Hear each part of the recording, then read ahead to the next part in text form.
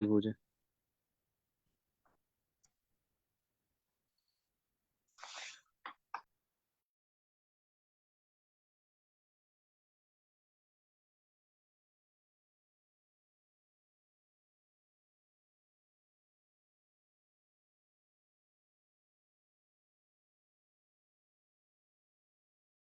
Ma'am वो kindly collab का link share करना आप मेरे साथ। ओके, मैं करती हूँ।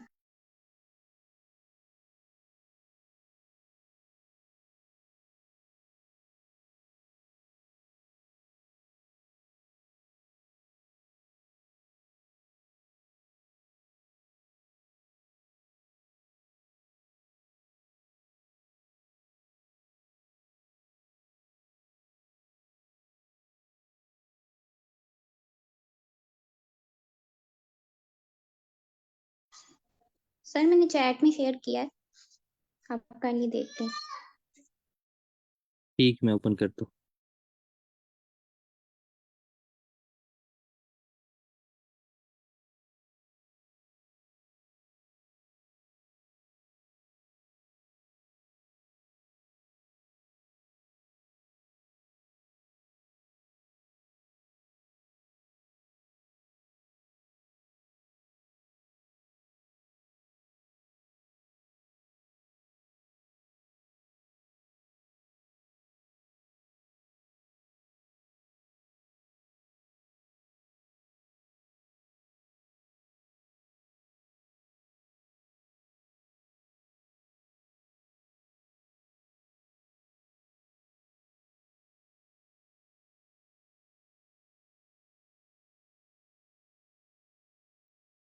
काइंडली कंफर्म करें कि शेयर हो रही स्क्रीन। Yes sir.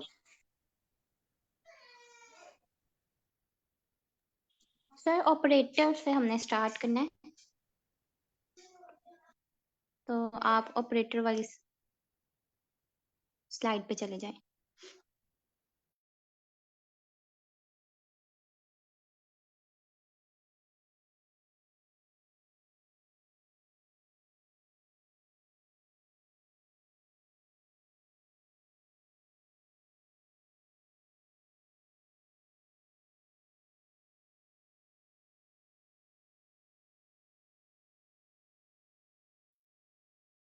ठीक है मैम, यहाँ से।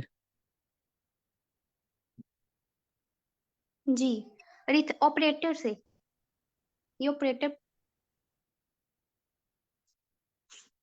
जी अरिथमेटिक ऑपरेटर सर।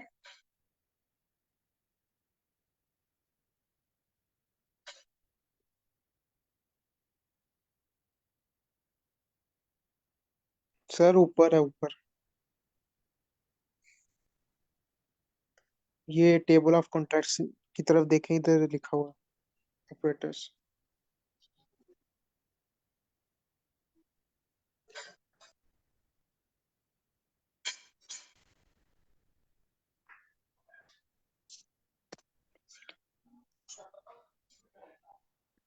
जी, हमने ऑपरेटर्स का टॉपिक स्टार्ट किया था।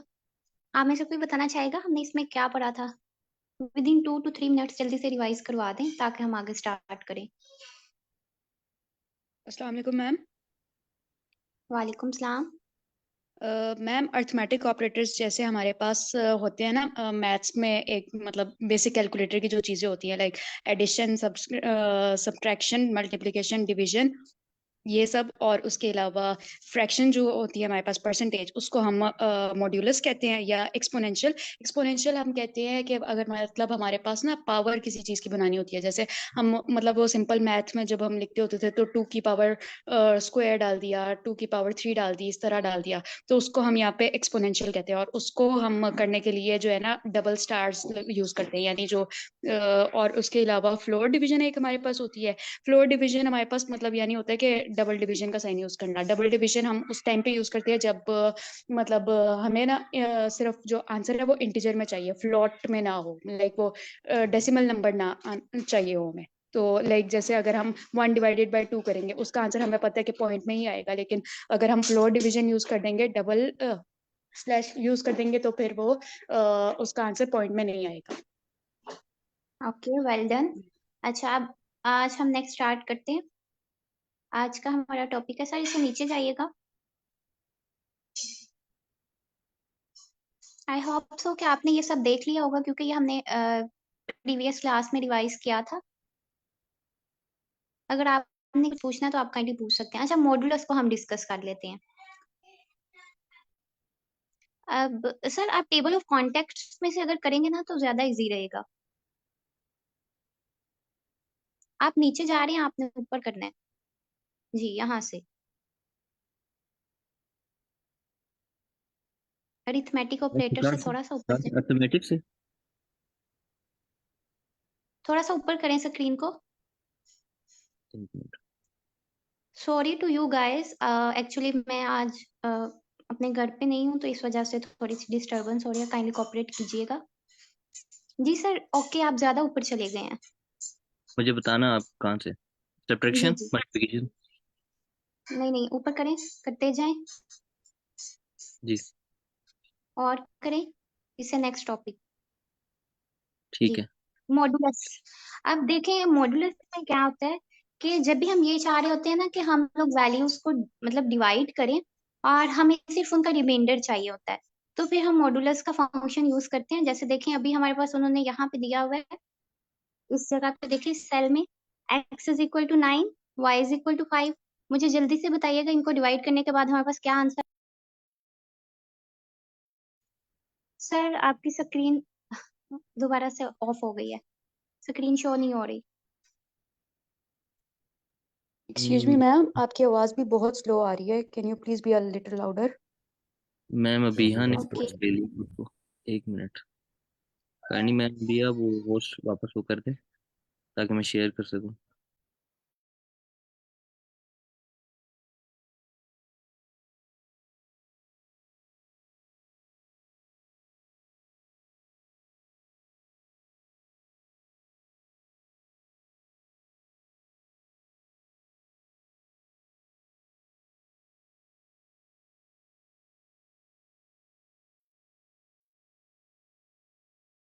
अब स्टार्ट करें मैम। अब देखिए मॉडुलस में अब क्या है कि जब भी हमें ये चाहिए हो कि हम रिमाइंडर, अब मेरी आवाज ठीक आ रही है? जी मैम, ठीक है। ओके, अब देखें अगर हम ये चाहते हैं ना कि हमारे पास जो वैल्यूज है हम डिवाइड करें और हमें सिर्फ रिमाइंडर चाहिए उसका, तो उसके लिए हम मॉडुलस का फंक्शन यूज करते हैं। ठीक है, अब देखिए जैसे हमारे पास x9 दिया हुआ है, y5 दिया हुआ है, मुझे जल्दी से बताइएगा इसको डिवाइड करेंगे तो हमारे पास आंसर क्या आएगा? 1.8। 1.8। और रिमाइंडर में क्या आएगा?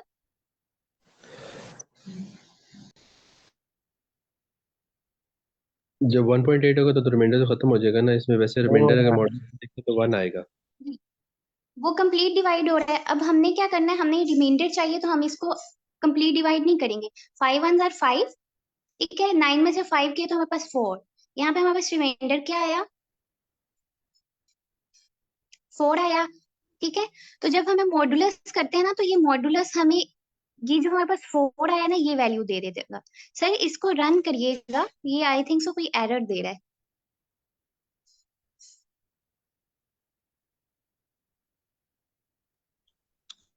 मैम इधर x की वैल्यू 9 है तो हम y की वैल्यूज बाय रखते हैं 5।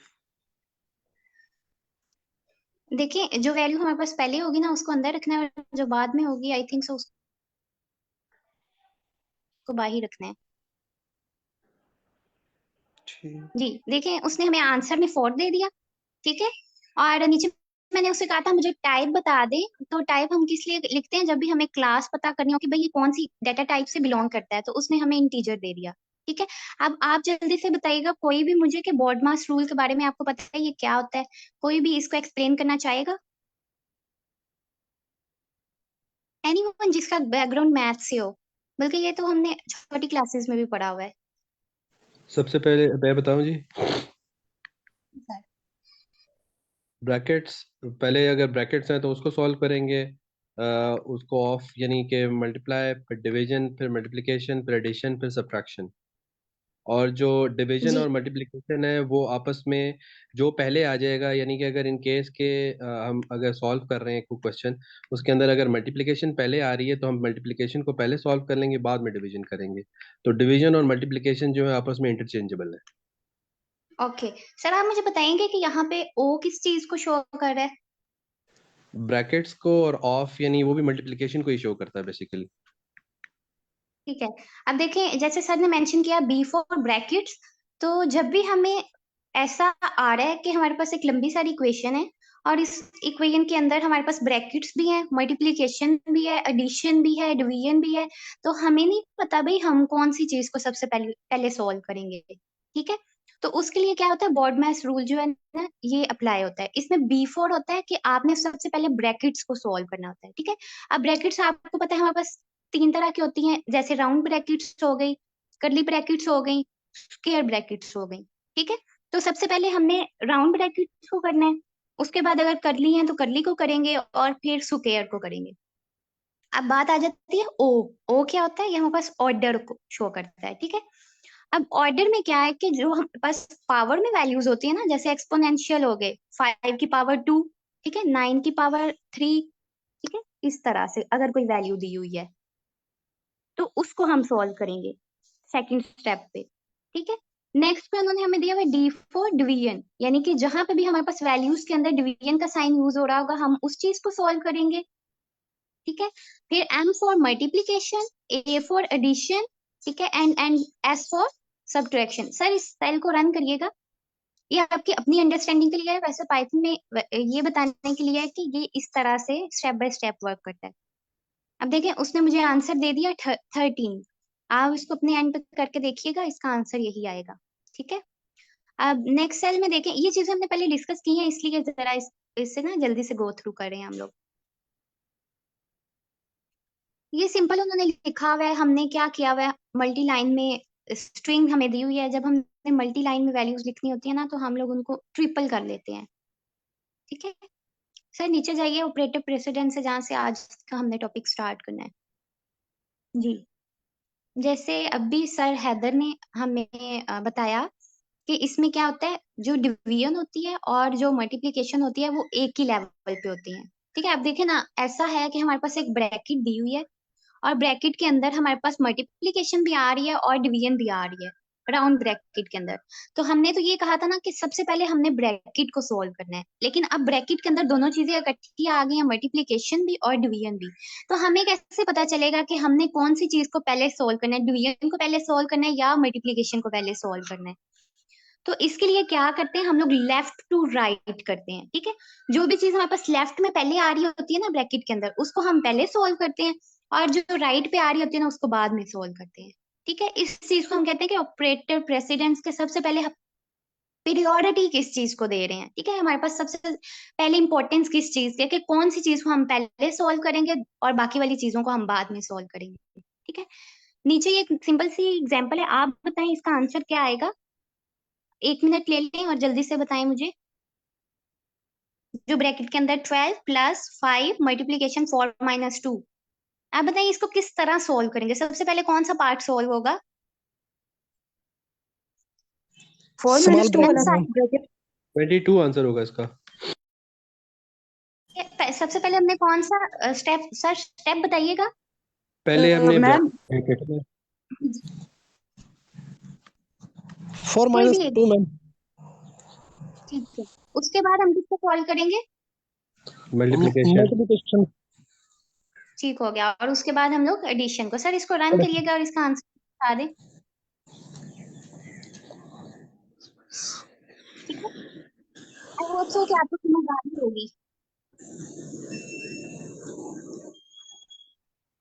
नेक्स्ट है हमारे पास असाइनमेंट ऑपरेटर। ठीक है, असाइनमेंट से हमें क्या पता चल रहा है कि भाई यूनिवर्सिटीज में क्या होता है, टीचर्स हमें असाइनमेंट प्रोवाइड करते हैं कि भाई ये आपकी असाइनमेंट है, और आपकी एक, जैसे अभी रिसेंट मैंने आपको असाइनमेंट असाइन की और आपने मुझे सॉल्व करके दे दी रिटर्न में। ठीक है, तो असाइनमेंट ऑपरेटर भी इसी तरह से करता है कि किसी चीज को एक वैल्यू असाइन कर देता है कि भाई तुम्हारी ये वैल्यू है। जैसे मैं कह देती हूँ कि भाई मैम आयशा आपने सुबह ये काम करके आना है, ठीक है। तो ये मैंने क्या किया, मैंने मैम आयशा को काम असाइन कर दिया कि आपका ये काम है, ठीक है। तो असाइनमेंट ऑपरेटर्स भी इसीलिए हम यूज करते हैं। अब इसमें आ कौन कौन से जाते हैं, इसमें इक्वल का साइन आता है, ठीक है। जो इक्वल का साइन होता है ये डबल इक्वल का कर ले, ये हम लोग किसी भी वैल्यू को या किसी भी वेरिएबल को वैल्यू असाइन करने के लिए यूज करते हैं। जैसे अभी पहले सेल में देखें आप लोग, तो इसमें मैंने लिखा हुआ है x इज इक्वल टू 7। मुझे जल्दी से बताइए इसमें वेरिएबल क्या है, वैल्यू क्या है और असाइनमेंट ऑपरेटर कौन सा है। x वेरिएबल है, is equal to assignment operator है, और 7 वैल्यू है इसकी। ठीक हो गया, सारे पार्टिसिपेट किया करें। उसके बाद अब देखें नीचे आपको वेरियस वैल्यूज नजर आ रही हैं और देख के आपको समझ नहीं आएगी कि भाई ये क्या लिखा हुआ है। तो ये आप ये कह लें कि एक चीज को दो तरीकों से लिखने का हमारे पास मेथड है, ठीक है। अब देखें फर्स्ट सेल में मैंने क्या किया हुआ है, मैंने लिखा हुआ है x प्लस, यहाँ पे देखिएगा x plus is equal to 2, ठीक है। इसका क्या मतलब है कि मैंने x की जो मेरे पास वैल्यू है ना, जो कि ऊपर 7 है, उसके अंदर मैंने उसको कह दिया 2 को ऐड कर दो और उसको x के इक्वल रख दो। हम लोग पहले इस तरह से करते आए हैं ना कि हम अगर किसी भी वेरिएबल की वैल्यू को अपडेट करना चाह रहे थे तो हम उसको इस तरह से लिख देते थे कि x is equal to x plus 2, ठीक है। तो अब हम इसको एक दूसरे तरीके से भी राइट कर सकते हैं, जो कि हमारे पास है x प्लस और इज इक्वल टू 2। आपकी मर्जी है, आपको जोन सा भी मेथड इजी लगता है आप उस तरीके से कर लें, इससे कोई भी फर्क नहीं पड़ता, दोनों का सेम ही हमारे पास वर्किंग है, ठीक है। इसी तरह जैसे नीचे लिखा हुआ है x minus is equal to 3, ठीक है। इसका भी यही मतलब है कि जो मेरे पास x की पहले वैल्यू थी उसके अंदर से मैंने 3 को माइनस कर दिया, ठीक है, x माइनस 3। सर ये सेल रन करके दिखाइएगा। अब हम ये लास्ट वाली वैल्यू देख लेते हैं, x जो एक्सपोनेंशियल में 3 दिया हुआ है, ठीक है। तो इसका क्या मतलब है कि भाई 7 की वैल्यू को 3 टाइम मल्टीपल करके दे दो, हमारे पास क्या आंसर में आता है। तो उसने हमें नीचे सेल में दे दिया 343, ठीक है। अब देखें बाकी वाली वैल्यूज क्यों नहीं रन हुई, जो x plus, x minus, x multiplication, x division, x modulus और x फ्लोर, आप मुझे बताएं मैम ये वो क्यों नहीं उसने कमेंट नहीं कमेंट नहीं किए। किए नहीं हुए कि किया है। अच्छा गया है इसलिए। जी ठीक, और अगर ये मैं सारे कमेंट्स रिमूव कर देती हूँ तो फिर क्या होगा। फिर भी नहीं होगा मैम, क्योंकि वो हमने प्रिंट का फंक्शन ही नहीं दिया उनको। प्रिंट का फंक्शन सेम नीचे दिया आंसर हुआ है होगा। syntax। सेम, जी जी आएगा अच्छा फिर आप तो कहते हैं ओपन करेंगे सेम तो। आंसर होगा, कौन कौन कहता है कि सेम आंसर होगा, काइंडली अपने हैंड रेज करिएगा। ओके कोई भी नहीं कह रहा। सर हैदर आप काइंडली एक्सप्लेन करेंगे कि सेम आंसर क्यों होगा। सेम आंसर इसलिए होगा क्योंकि जो पाइथन में ये होता है कि लाइन बाय लाइन एग्जीक्यूशन होती है, तो जो लास्ट लाइन में जो हमने जो कमांड दी हुई है वो ये है कि x की जो पावर है उसको 3 कर दें, यानी कि 7 की पावर 3 कर दें, तो वो वाली चीज एग्जीक्यूट हो जाएगी। ओके पाइथन में मैम आपको अपडेटेड नहीं वैल्यू जो लगता होती कि जब ऊपर वाली वैल्यूज रन होंगी तो एक्स की वैल्यू चेंज हो जाएगी। जैसे लेट्स सपोज मैं अगर पहले वाला सेल, सर पहले वाले में से जो हैश का साइन है वो रिमूव कर दें। अब देखें यहाँ पे क्या होगा, मैंने कहा हुआ है 7 प्लस इज इक्वल टू 2, तो ये क्या करेगा 7 के अंदर 2 को ऐड नहीं करेगा, तो वैल्यू तो हो गई 9, ठीक है। अब 9 की, सर इसको रन करिएगा, 9 की अब वैल्यू वो 3 लेगा ना, क्योंकि वो लाइन बाय लाइन रन हो रहा है, ठीक है। आप देखें उसकी हाँ वैल्यू चेंज होगी जी, बिल्कुल। 729, ठीक है। ये आपने बात ज़हन में रखनी है कि ये लाइन बाय लाइन रन होता है। तो अब देखिए मैंने जब उसमें कहीं पे मैं उसके अंदर +2 कर रही हूँ, कहीं पे मैं -3 कर रही हूँ, कहीं पे मैं उसको 5 के साथ मल्टीपल करवा रही हूँ, तो वैल्यूज चेंज हो जाएंगी, ठीक है। अब नेक्स्ट जी, किसी का कोई क्वेश्चन है। ओके अब नेक्स्ट सेल में देखें तो हमें दिया है x इज इक्वल टू 2 और x की डबल पावर में उन्होंने कहा है 5। आप जल्दी से बताएं इतने सेल का क्या आंसर आएगा, और ये क्या कहना चाह रहे हैं हम हमारे पास। 2⁵ जी ठीक है। और फिर मैंने नीचे एक और वेरिएबल में वैल्यू स्टोर करवा दी है x में ही, कि अब देखिए ना 2⁵ तो आंसर क्या आएगा। 32। मैम ये हम 32। पहले ये इक्वल से क्यों यूज कर रहे हैं? सर आपकी मर्जी है, आप इक्वल से पहले यूज कर लें या आप इक्वल के बाद, जैसे सेकंड थर्ड वाली लाइन में लिखा हुआ है x is equal to x double exponential 5। ठीक है, आप इस तरह से लिख लें या आप ऊपर वाले तरीके से लिख लें। ये एक चीज को दो तरह से लिखने का हमारे पास वे है। ठीक है, अब इसको रन करिएगा। आई थिंक सो इसका आंसर गलत दे रहा है, इसको सेकंड तक 32 देना चाहिए था और उसके बाद हमारे पास वैल्यू अपडेट हो गई है 32। ठीक है, उसके बाद नेक्स्ट थर्ड वाली लाइन में मैंने फिर से एक्स में वैल्यू स्टोर करवा दी हुई है कि जो हमारे पास एक्स की अपडेटेड वैल्यू है उसकी वैल्यू फिर से 5 कर दो। तो 32 की पावर को जब 5 टाइम करेगा तो जो हमारे पास नीचे आंसर आया हुआ है ये हमारे पास आंसर आ जाएगा। ठीक है, समझ आ रही है? Yes ma'am. Yes ma'am. जी ओके। अगर किसी का अभी तक कोई क्वेश्चन है तो आप पूछ सकते हैं। मैम ये जो ऊपर 729 है इसका दोबारा बता दे किस तरह है। ठीक है, मैं आपको बताती हूँ। अब देखें, पाइथन में हमने क्या पढ़ा कि जो हमारे पास वैल्यूज होती है ना, जो भी कोड राइट हुआ होता है वो क्या करता है, लाइन बाय लाइन रन होता है। ठीक है, मतलब ये कह लें कि हमने छत पे जाना और सर किसी का माइक काइंडली अपने माइक बंद कर लें। ठीक है, अब देखे ना, मैं आपसे कहती हूँ कि आपके पास 5 सीढ़ियां हैं, वो 5 सीढ़ियां चढ़ के आपने किसी रूम में जाना है। ठीक है, और मैंने आपको ये भी कह दिया कि आपने एक एक करके वो सीढ़ियां चढ़नी है। ऐसा नहीं है कि आप एक ही टाइम में कहें कि मैं 5वीं में पाँव रखूं और मैं अंदर चला जाऊं। ठीक है, तो ऐसा पॉसिबल नहीं है। आप पहले भी पाँव रखेंगे फिर दूसरे पे रखेंगे। Same is the case in Python. ठीक है, पाइथन में भी यही होता है कि आपको पहले फर्स्ट स्टेप को सॉल्व करना होता है, फिर वो सेकंड स्टेप पे जाता है और फिर थर्ड पे। अब मैंने यहाँ पे क्या किया हुआ है, मैंने उसको कहा हुआ है x इज इक्वल टू 7।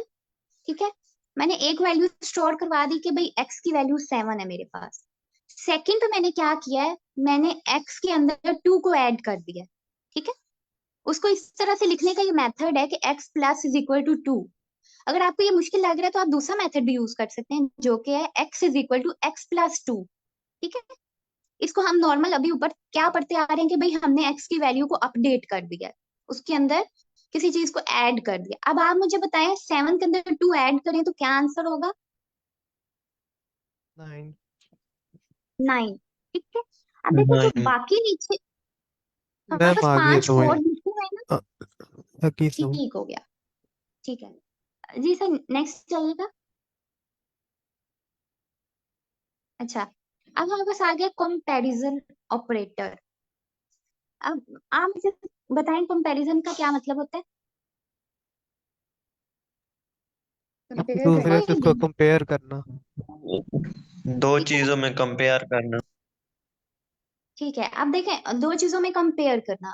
ठीक है, तो अब कंपैरिजन ऑपरेटर में भी इसी तरह से होगा कि हमारे पास दो चीजें हैं और दो चीजों के दरमियान में हम मुवाजना करना चाह रहे हैं कि भाई कौन सी चीज ज्यादा अच्छी है और कौन सी चीज मतलब अच्छी नहीं है। ठीक है, इस तरह से हम मुवाजना कर सकते हैं ना दो चीजों के दरमियान में, या हम ये कह सकते हैं कि भाई ये वाली वैल्यू उससे बड़ी है, इसके नंबर उससे ज्यादा है, इसके नंबर उससे कम है।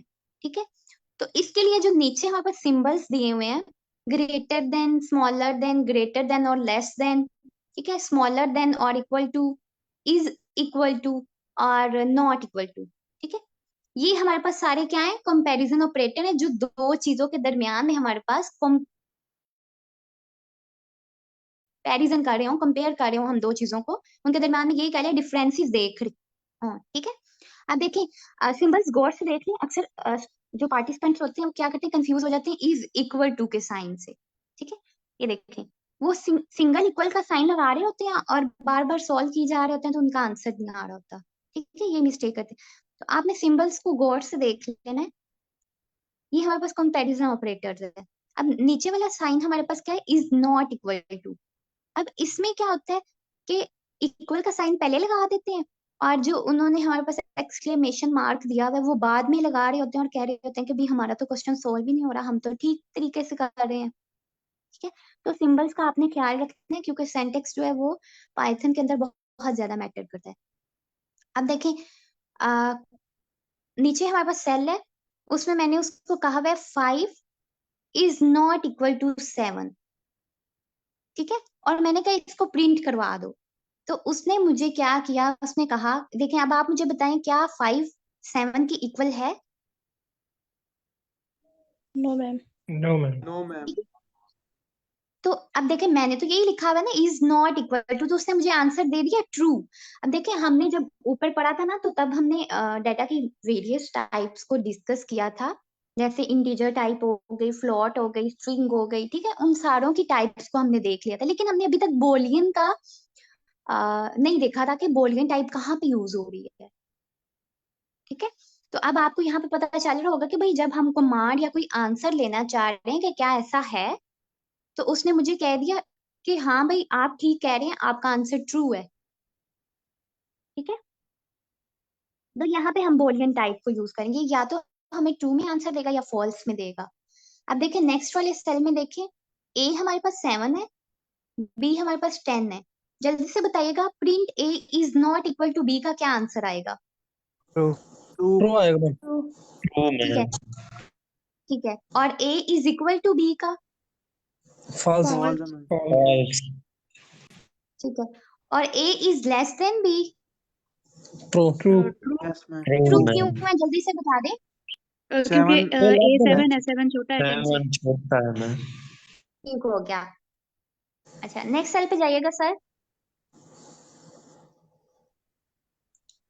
अच्छा, अब हमारे पास आ गए हैं लॉजिकल ऑपरेटर्स।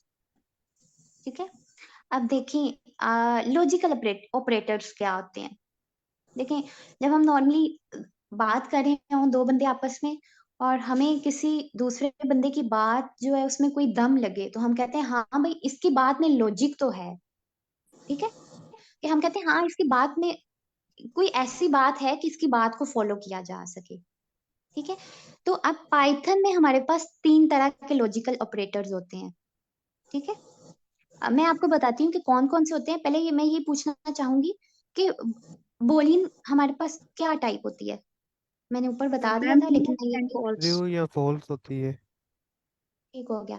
अब देखिए यहाँ पे बात हो रही है पाइथन हैज 3 बोलियन ऑपरेटर्स।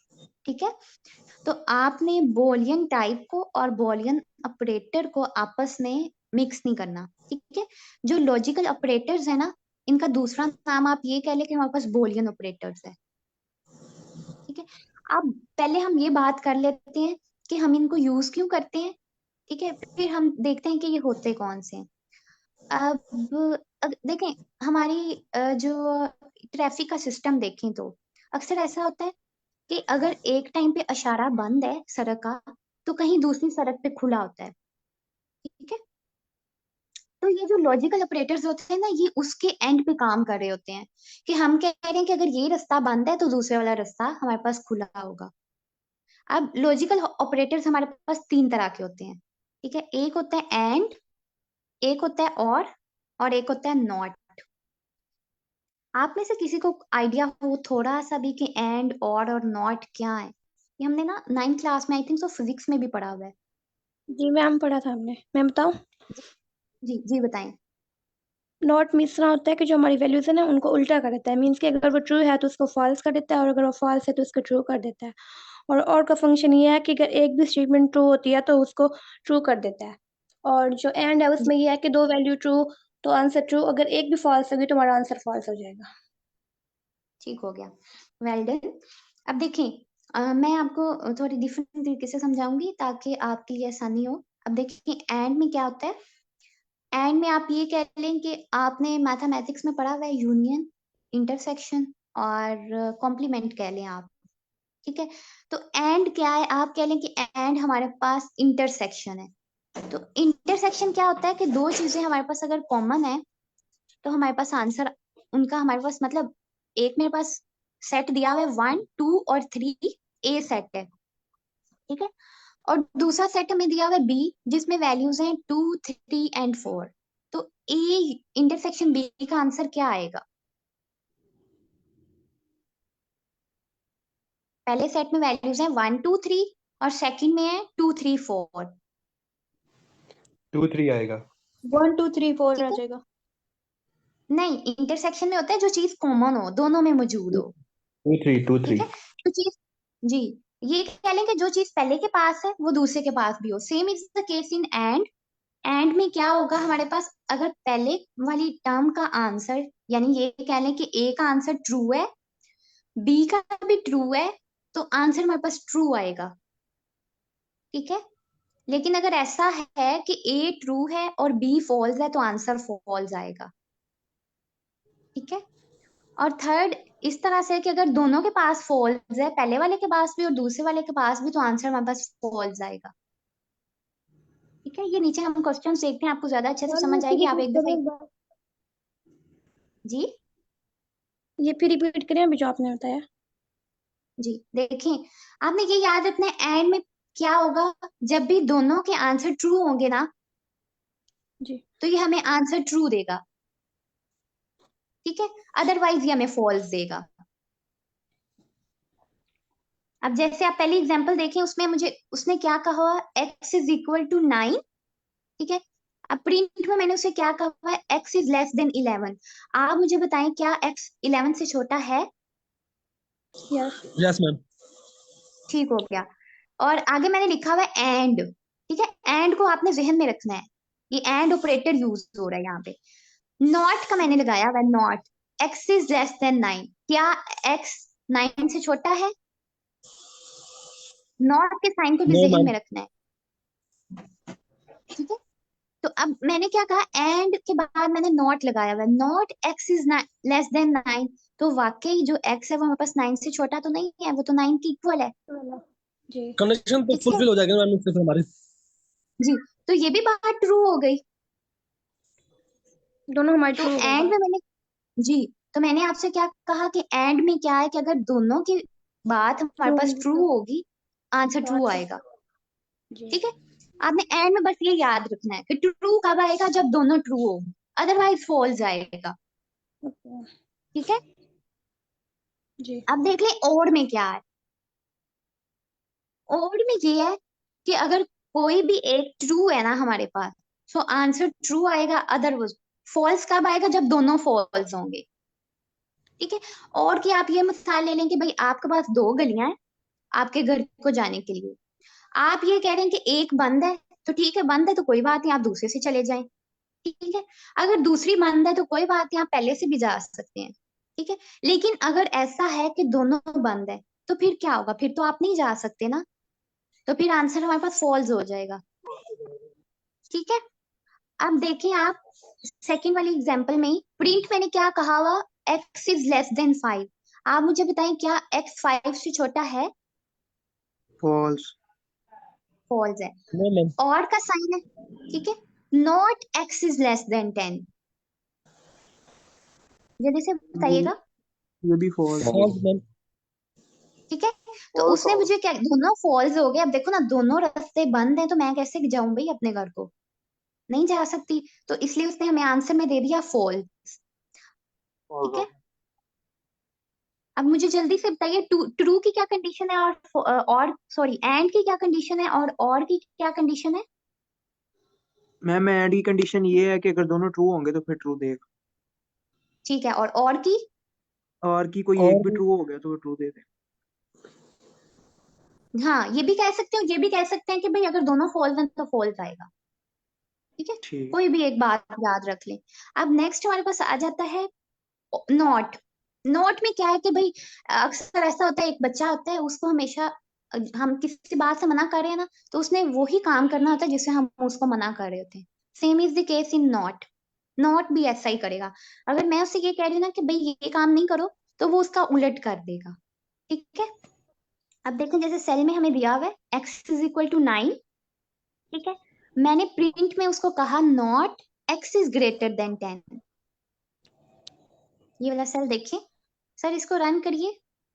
अब देखिएगा उसने क्या किया। एक्स हमें पता है कि जो एक्स है वो तो 10 से छोटा है, ऐसा ही था। यस लेकिन मैम। मैंने जी देखिए मैंने नॉट लगाया हुआ था, तो ये बात तो ठीक थी ना कि एक्स जो है आपने वो 10 से छोटा। जी यस मैम, वो आपने साथ कंडीशन लगा दिया ना नॉट की। जी, तो उसने देखा मुझे ट्रू कर दिया, हालांकि उसको मुझे कहना चाहिए था कि भाई आप तो ठीक कह रही हैं।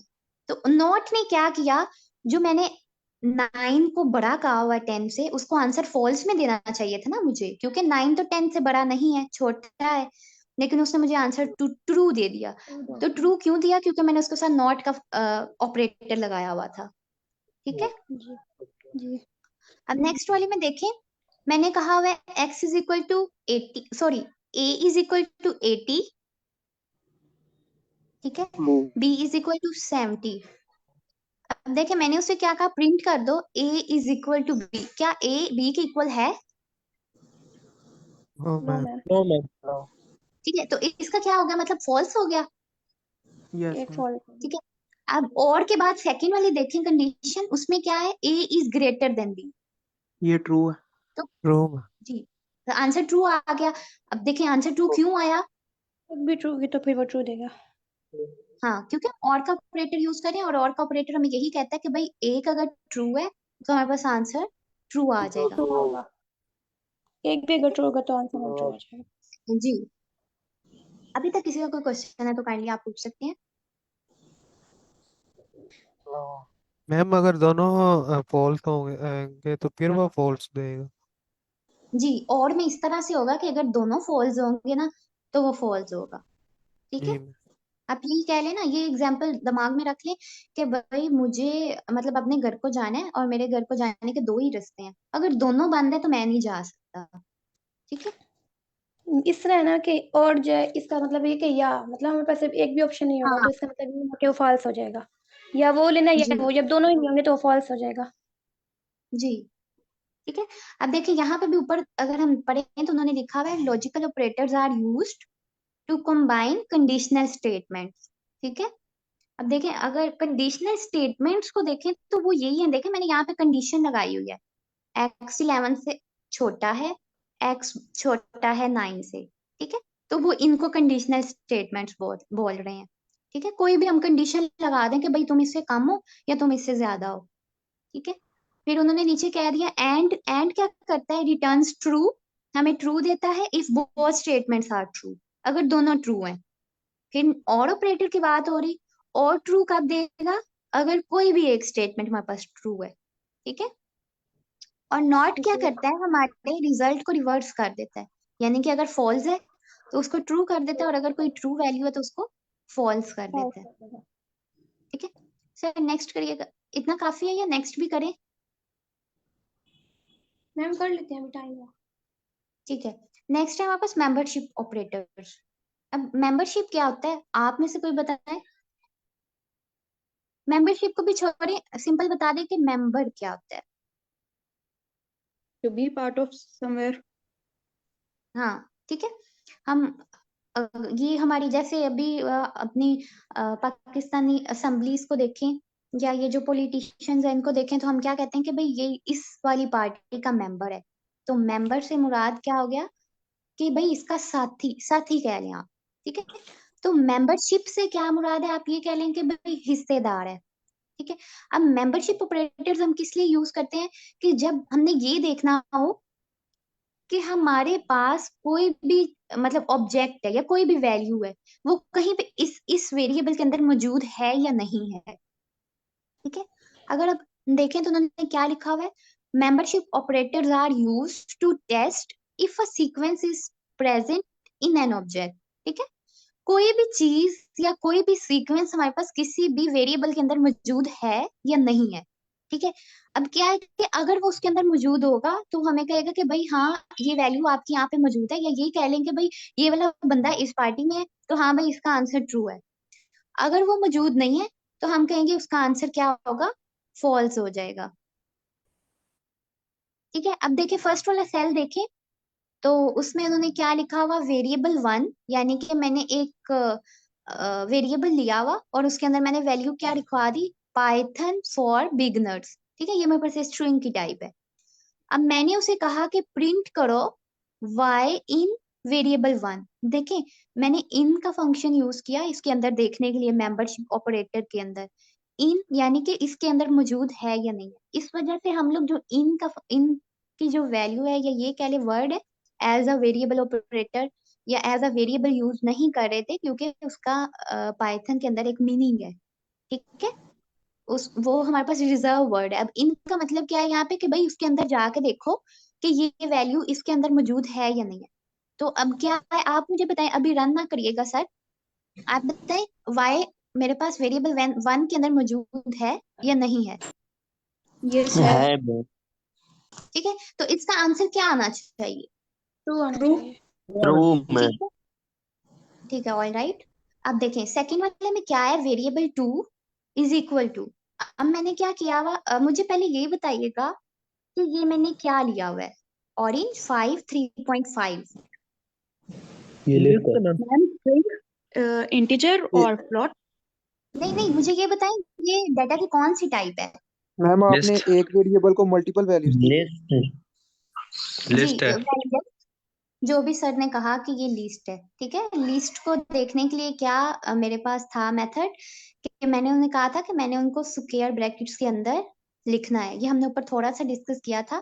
और जो सर ने कहा कि हमने एक वेरिएबल को मल्टीपल वैल्यूज असाइन की हुई हैं, तो ये ऐसा नहीं है, ठीक है, क्योंकि मैंने स्क्वायर ब्रैकेट्स लगाई हुई हैं। अब देखें, मैंने उसे कहा print orange not in variable 2। आप बताएं इसका आंसर क्या आएगा। फॉल्स आएगा मैम, फॉल्स क्यों आएगा। क्योंकि ऑरेंज वेरिएबल 2 में अवेलेबल है लिखा हुआ है, यहाँ पर हमने कंडीशन दी है नॉट इन वेरिएबल 2। ठीक हो गया, ठीक है। अब देखें नेक्स्ट क्या है, प्रिंट मैंने कहा उसको ओ इन आई कोड गुडू, कि ओ जो है वो आई कोड गुडू के अंदर है। बताएं इसका आंसर क्या आएगा। फॉल्स आएगा मैम ये भी। फॉल्स। ठीक है, फॉल्स क्यों आएगा, ओ तो मौजूद है आई कोड के अंदर। वो मैम छोटा वाला है जीरो ना, लिखा इसलिए हुआ ये है। Capital. Well done, well done, बहुत अच्छे। अब सर इसको रन करके दिखाइएगा, ठीक है। देखें पहले वाले का आंसर ट्रू, क्योंकि वाई पाइथन के अंदर मौजूद था। अब देखें सेकंड का फॉल्स, फॉल्स क्यों, क्योंकि ऑरेंज तो मौजूद था, उसने कहा, हमने कहा कि नहीं है। और थर्ड में हमें फॉल्स क्यों आया, क्योंकि आई कोड के अंदर ओ स्मॉल है और जो हमने ओ दिया हुआ है वो कैपिटल है, ठीक है। अब मैं ये चाहूंगी कि नेक्स्ट वाला सेल आप में से कोई स्टूडेंट काइंडली समझाए, वेरिएबल 1 वाला। इसमें आपने जो है ना वेरिएबल 1 में ये एक स्ट्रिंग जो है वो इसको एलोकेट की हुई है, और बाद में आपने उसके अंदर कमांड दी है कि प्रिंट कर दे पाइथन नॉट इन वेरिएबल 1। तो इसका जो आंसर है वो ट्रू आएगा, क्योंकि जो पाइथन जो हमने वेरिएबल 1 में जो डिफाइन किया है वो पी उसका कैपिटल है, और ये वाकई नहीं है, ये पाइथन जो है वो स्मॉल सारे लेटर्स हैं, तो इसलिए इसका आंसर ट्रू आएगा। ठीक हो गया, वेल डन। अब देखें जैसे सर ने भी हमें बता दिया कि अब देखें हमने पाइथन लिखा हुआ है नॉट इन वेरिएबल 2। अब देखें अगर हम पाइथन को देखें तो भाई पाइथन तो ऊपर मौजूद है, पाइथन फॉर बिगनर्स, तो इसका आंसर ही हमें ट्रू क्यों दे रहा है, इसको तो हमें फॉल्स देना चाहिए ना। लेकिन इसने हमें ट्रू क्यों दिया, क्योंकि हमने छोटी वाला जो पी है वो यूज किया हुआ है और हमने साथ में ये लगाया हुआ कि नॉट इन वेरिएबल 1, ठीक है। तो वाकई ये पाइथन तो उसमें मौजूद ही नहीं है, तो इसलिए हमारे पास आंसर में ट्रू आ गया। अब हमारे 5 मिनट्स रह गए सेशन एंड होने में, तो आप सर जहाँ से आज हमने स्टार्ट किया था वहां पे जाएं ताकि जल्दी से हम इसको एक दफा गो थ्रू कर लें, और फिर नेक्स्ट हम कल से स्टार्ट करेंगे आइडेंटिटी ऑपरेटर्स।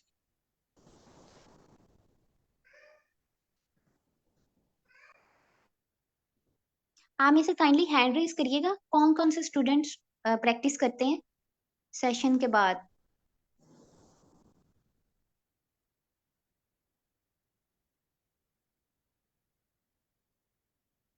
ओके, अच्छा, बाकी क्यों नहीं प्रैक्टिस करते। मैम हीरा आप बताएंगे काइंडली कि आप क्यों नहीं प्रैक्टिस करती।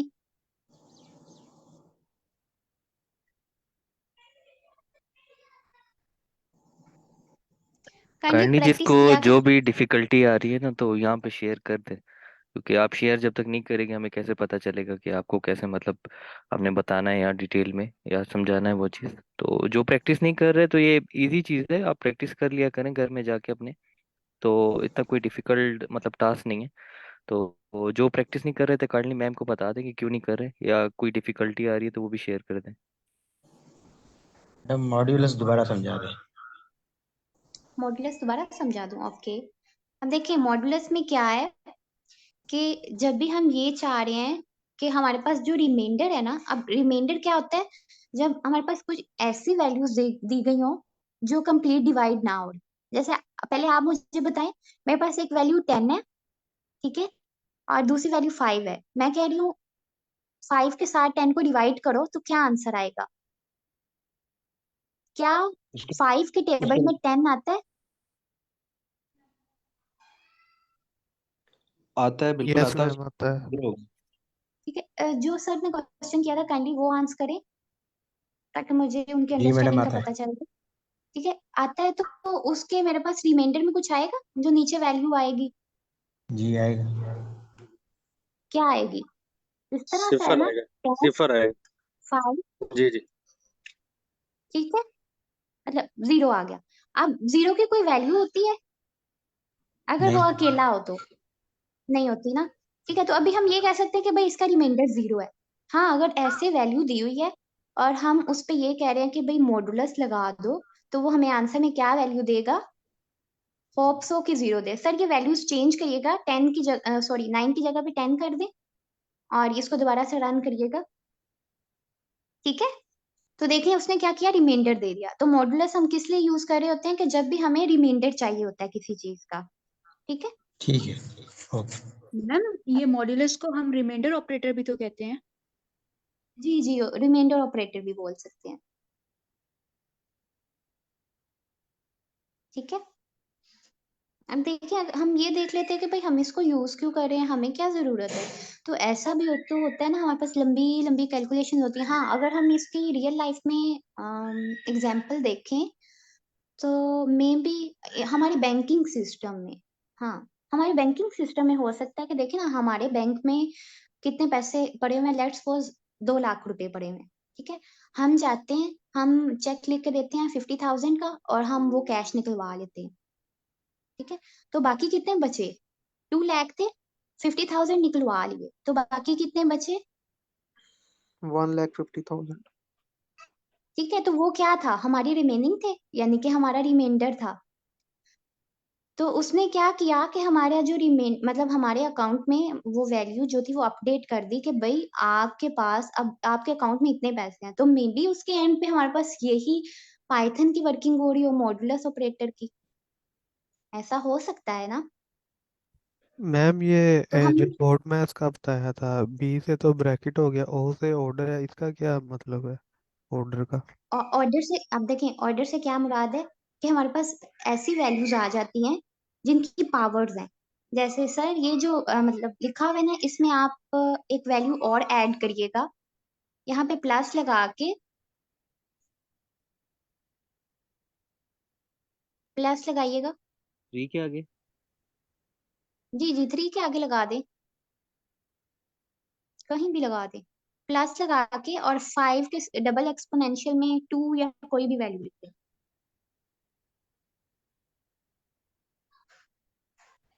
डबल डबल लगाएं मल्टीपल का निशान, जिसको एक्सपोनेंशियल बोलते हैं।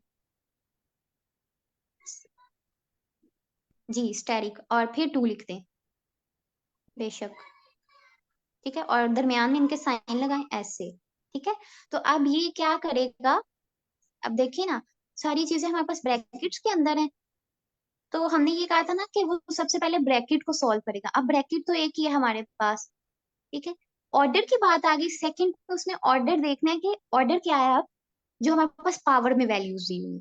ठीक है, और पावर में वैल्यूज के लिए हमने कौन से ऑपरेटर को देखा, हमने एक्सपोनेंशियल को देखा, जिसको हम डबल स्टेरिक से यूज करते हैं, शो करते हैं, ये वाला। ठीक है, तो अब ये इस तरह से करेगा कि सबसे पहले 2 की पावर 2 लेगा। आप बताएं 2 की पावर 2 क्या होगा? और 4 जी, होगा। ये चीज को शो कर रहा है 2 की पावर 2। ठीक है, इसको हम इस तरह से लिखते हैं पाइथन के अंदर डबल स्टैटिक लगा के। तो ऑर्डर इस चीज को शो कर रहा है, जो वैल्यूज की पावर होगी ना पहले वो फिर उसको सॉल्व करेगा। ठीक है, इस स्टेप को सॉल्व करने के बाद वो किस स्टेप पे जाएगा, डिवीजन वाले पे। अब देखिए डिवीजन वाला कौन सा है, 2 डिवाइडेड बाई 2। ठीक है, लेकिन हम यहाँ पे क्या कह रहे हैं कि अब देखिए सारी की सारी वैल्यूज हमारे पास ब्रैकेट के अंदर है।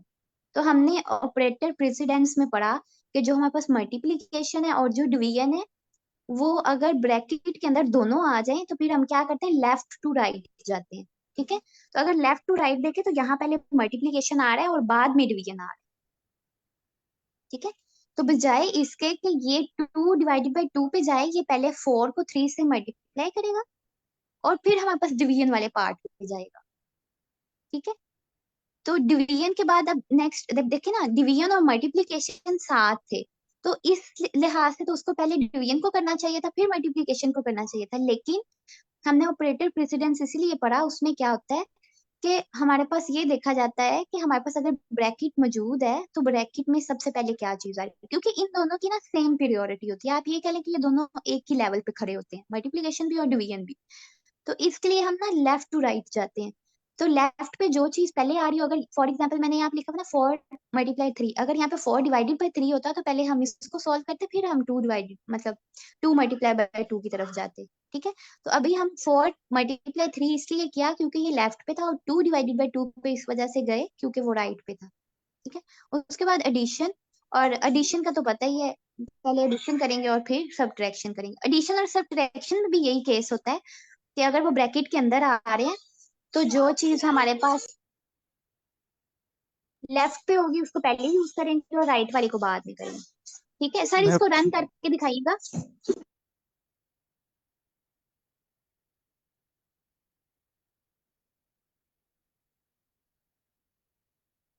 सर आपको समझ आई? जी आ गई। ठीक हो गया।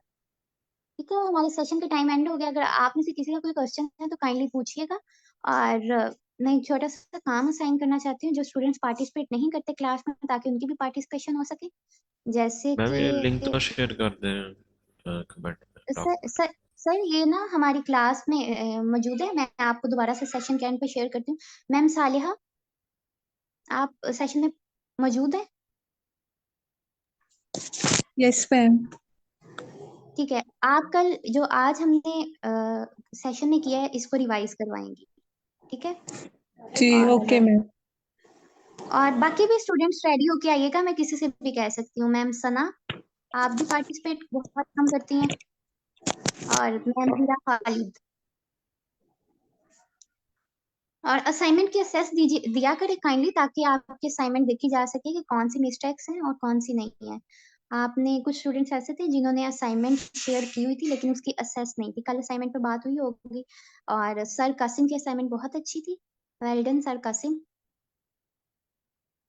ओके, मिलते थैंक यू हैं मैम। नेक्स्ट क्लास में। अल्लाह हाफिज। अल्लाह हाफिज मैम। अल्लाह हाफिज मैम।